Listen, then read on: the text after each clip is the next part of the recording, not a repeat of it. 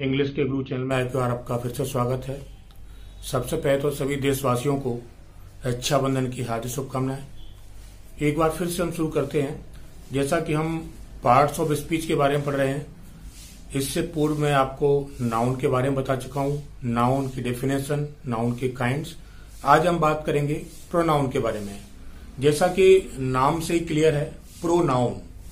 Pronoun मतलब pronoun. Pro means के लिए या के वास्ते। किसके वास्ते? नाउन।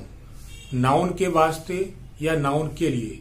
ऐसे शब्द जिनका प्रयोग हम नाउन के लिए करते हैं उन्हें बोलते हैं प्रोनाउन। तो प्रोनाउन को समझाने के लिए मैं एक छोटा सा एग्जांपल दिया है आपको।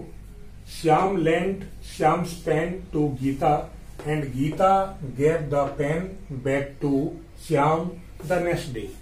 अब इस एग्जाम्पल को अगर हम गौर से पढ़ें तो इसकी जो भाषा है हमें थोड़ी सटीक नहीं लग रही है, थोड़ी भद्दी लग रही है, क्योंकि बार बार हमने एक नाउन को रिपीट किया है।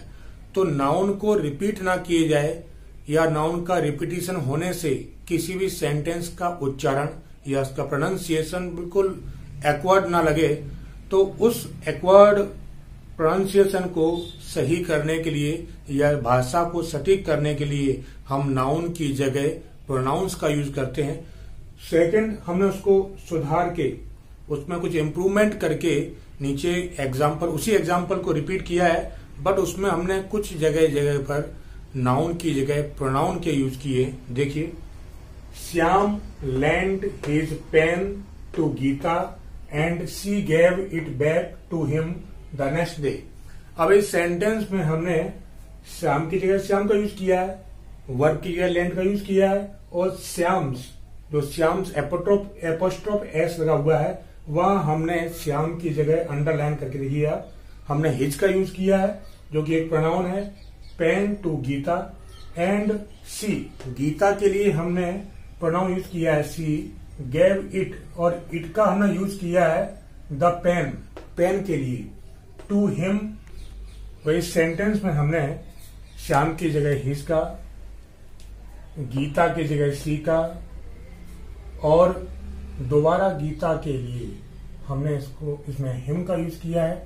तो हिज, हिम और शी ये ए प्रकार के प्रोनाउन होते हैं और हम इनको पर्सनल प्रोनाउन कहते हैं। आगे देखते हैं kinds of pronoun. Kinds of pronoun में जो पहला प्रोनाउन है वो है पर्सनल प्रोनाउन, जिसे हम हिंदी में व्यक्तिगत या पुरुषवाचक सर्वनाम भी कहते हैं। पर्सनल प्रोनाउन मतलब पुरुषवाचक सर्वनाम। The pronounce stands for the names of the person. ऐसे प्रोनाउन जो कि किसी व्यक्ति के लिए या किसी वस्तु के लिए प्रयोग किए जाते हैं उन्हें हम बोलते हैं personal pronouns. The pronounce stands for the names of person और थिंग्स। ऐसे प्रोनाउन जो कि किसी पर्सन या किसी थिंग्स के लिए इंडिविजुअली यूज किए जाते हैं, उन प्रोनाउन को हम बोलते हैं पर्सनल प्रोनाउन या हिंदी में बोलते हैं पुरुषवाचक सर्वनाम। अब इन प्रोनाउंस की भी कैटेगरी होती है, उनको भी हम डिवाइड करते हैं। जैसे देखिए, अ pronoun which stands for the person speaking is called first person. ऐसे प्रोनाउन जिनका प्रयोग हम उस व्यक्ति के लिए करते हैं जो कि बोल रहा है, जो वक्ता है या स्पीकर है, उसे हम बोलते हैं फर्स्ट पर्सन। जैसे इसमें आई, वी, मी और अस। आई, वी, मी और अस ये फर्स्ट पर्सन पर्सनल प्रोनाउन की कैटेगरी में आते हैं। इसके बाद second person, a pronoun which stands for the person spoken to. यानी ऐसे प्रोनाउन जिसमें किसी व्यक्ति से बात की जाए या किसी व्यक्ति से बोला जाए, उन्हें बोलते हैं सेकंड पर्सन। उसमें एग्जांपल देखिए आप, यू। यू जो है वो आपका सेकंड पर्सन का पर्सनल प्रोनाउन है। Next, a pronoun which stands for the person. एक ऐसा प्रोनाउन जो कि उस व्यक्ति के लिए प्रयोग किया जाता है और किसी वस्तु के लिए प्रयोग किया जाता है। स्पोकन ऑफ, जिसके बारे में बातचीत की जाती है, that is called third person personal pronoun. तो ये जो थर्ड पर्सन प्रोनाउन है इसमें ही, सी, इट या दे इस प्रकार के एग्जाम्पल आते हैं।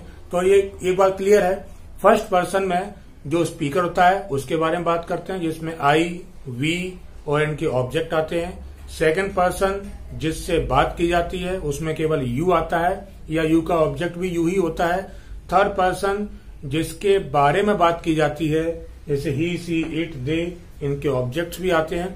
तो ये तीन प्रकार की जो कैटेगरी है ये पर्सनल प्रोनाउन में आती है। अब हम बात करते हैं forms of personal pronoun. Personal pronoun के फॉर्म्स क्या होते हैं? देखिए इसमें फर्स्ट पर्सन ये मैस्कुलिन भी हो सकता है और फेमिनिन भी हो सकता है। अब इसको हम डिवाइड करते हैं सिंगुलर एंड प्लूरल में। तो इसमें भी हम क्या देखते हैं, तीन प्रकार से बनते हैं, nominative case, objective case and possessive case. Case के बारे में यदि आप नहीं जानते हैं तो मैं आगे जो वीडियोस बनाएंगे उसमें हम उसको इंडिविजुअली डिफाइन करेंगे कि केस होता क्या है। इस प्रकार से एक आपको मैं छोटा आइडिया देता हूं, जैसे हिंदी और संस्कृत में कारक होते हैं उसी प्रकार से इंग्लिश में होते हैं केस। तो इसमें देखते हैं नॉमिनेटिव केस में यदि सिंगुलर सब्जेक्ट इसका आई है और प्लूरल में सब्जेक्ट अगर वी है तो उसका ऑब्जेक्टिव केस यानी कर्म कारक क्या बनेगा, आई का मी और वी का अस। थर्ड जो होता है इसका पजेसिव केस जो जिसे हम बोलते हैं संबंध कारक, संबंध बताने वाला। इसमें आई का होता है माई और माइन और वी का होता है अवर और अवर्स। सेकंड पर्सन के जो होते हैं उसमें सिंगुलर प्लूरल में काउंट करते हैं, मेल फीमेल में। नॉमिनेटिव में होता है दाऊ, दाऊ का मीन्स भी क्या होता है यू, उसका प्लूरल में क्या होता है यू। इनका ऑब्जेक्टिव देखते हैं तो दाऊ का हो जाता है दी और यू का रहता है यू। पजेसिव में दाऊ का पजेसिव होता है दाई और दाइन और प्लूरल में अगर हम देखते हैं तो यू का पजेसिव होता है योर और योर्स। इस प्रकार से हम समझ सकते हैं कि किस प्रकार से हम इसको फॉर्म्स करते हैं। थर्ड पर्सन जो होते हैं, थर्ड पर्सन में सिंगुलर और प्लूरल में देखते हैं हम तो नॉमिनेटिव में ही, सी, इट ये सिंगुलर में आते हैं और प्लूरल में आता है दे। अब इनके ऑब्जेक्ट की बात करते हैं तो ही का होता है हिम, सी का होता है हर और इट का होता है इट्स, इट और दे का होता है देम। तो थर्ड पर्सन में ही का पजेसिव होता है हिज, सी का पजेसिव होता है हर और इट का पजेसिव होता है इट्स। इसी प्रकार दे का पजेसिव होता है देयर और देयर्स। तो इस प्रकार से पर्सनल प्रोनाउन की जो संरचना है, जो फॉर्म्स है, वो इस प्रकार से क्लियर होती है। आप एक बार मैं वीडियो में इसका स्नैपशॉट सेंड कर दूंगा तो आप इन नोट्स को नोट भी कर सकते हैं। ये बेसिक नोट्स हैं और इनको अपने आप ध्यान से समझिए। अगर इनको आप ध्यान से समझेंगे तो निश्चित रूप से आप मान लीजिए कि आपकी जो इंग्लिश की जो बेसिक बेस है जो आपका बिल्कुल उसमें सुधार आ जाएगा। लोग बोलते हैं कि पार्ट्स ऑफ स्पीच हम बाद में पढ़ें। कुछ लोग वीडियोस को देख के ये भी फील करते हैं कि बार बार पार्ट्स ऑफ स्पीच को पढ़ाकर बोर किया है, लेकिन आप ये नहीं समझ रहे हैं कि ये इंग्लिश का बेस है जिसमें हमारी बॉडी में जैसे पार्ट्स हैं। अब हमें अपनी बॉडी के पार्ट्स के फंक्शन नहीं मालूम कि ईयर, टंग, हैंड्स, फिंगर्स या थ्रोट या एब्डोमेन या इनके फंक्शन क्या है। जब इनके फंक्शन के बारे में जानकारी नहीं होगी तो हमारी बॉडी का फंक्शन कैसे काम करेगा, हम अपने मूवमेंट कैसे करेंगे। तो उसी प्रकार से पार्ट्स ऑफ स्पीच लैंग्वेज के एक से पार्ट्स होते हैं जो कि बॉडी में जान क्रिएट करते हैं। तो जिस प्रकार से मैंने आपको ये सारी चीजें बताई हैं, उम्मीद करता हूं आप लोगों को समझ में आई होगी। वीडियो आपको अगर पसंद आए तो आगे अपने फ्रेंड्स को शेयर करें, सब्सक्राइब करें, लाइक करें और किसी प्रकार का वीडियो में अगर आपको कोई डाउट रह गया हो, कोई चीज क्लियर ना हुई हो तो उसमें आप कमेंट जरूर करें। अगले वीडियो में आपको इसके नेक्स्ट पार्ट के बारे में बताएंगे। तब तक के लिए थैंक यू वेरी मच, धन्यवाद।